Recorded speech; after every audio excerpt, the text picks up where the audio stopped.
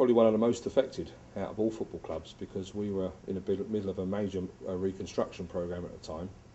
So whilst other clubs might have used their money to enhance their playing side, which they could then dispose of, we were stuck with a half-built building which we had to complete without the funds to do it. We had the failed ITV Digital, you may remember, a few years ago.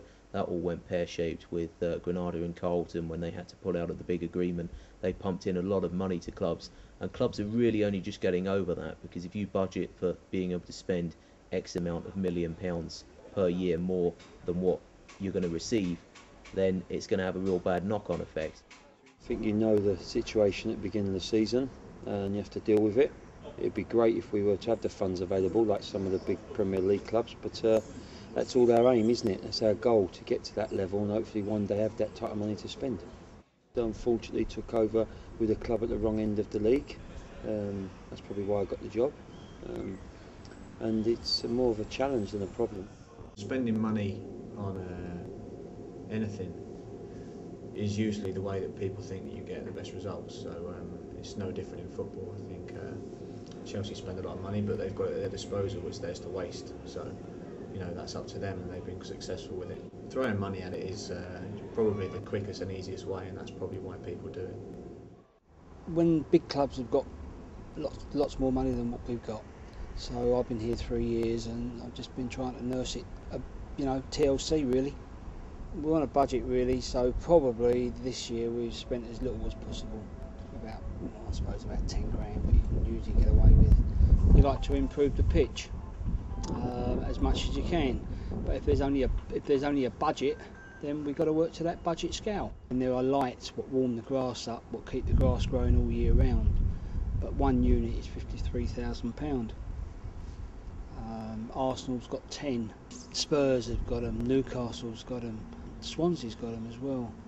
But you know, that's the luck of the draw, and what we've got is we've got to beat the elements if we can, and I think that is down to the groundsman really.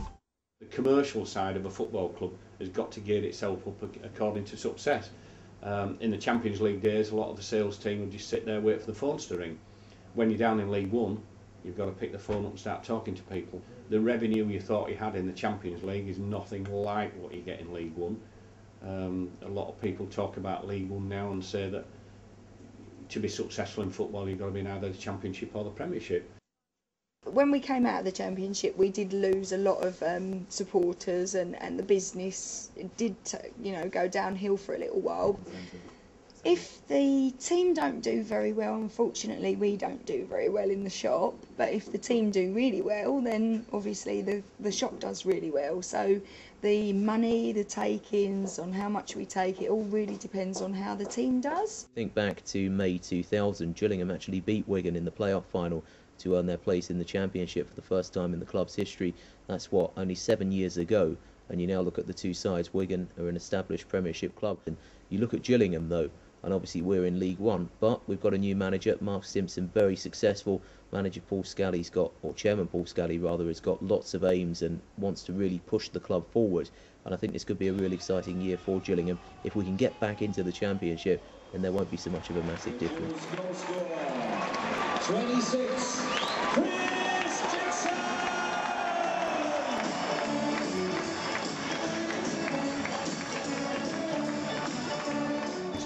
If we get the product right off the field, if the product's right on the field as well, we've got an absolutely fantastic product. So in essence what we're saying is when anybody comes to the club to watch a game, they go away saying what a fantastic day we've had, and the Gills won as well.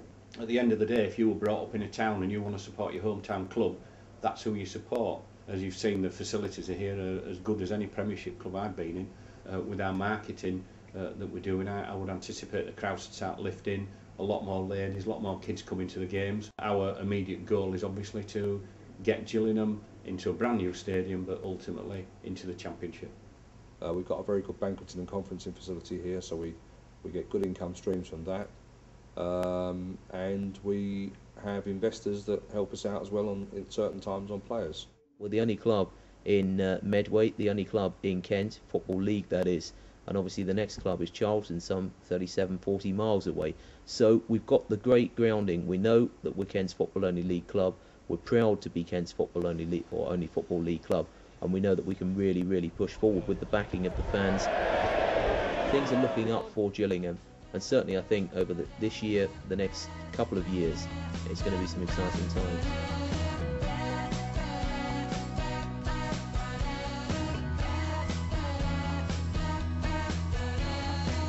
San Francisco Bay, house B39, early PM, can't remember what time. Got the waiting cab, stopped at the red light, address was sure of.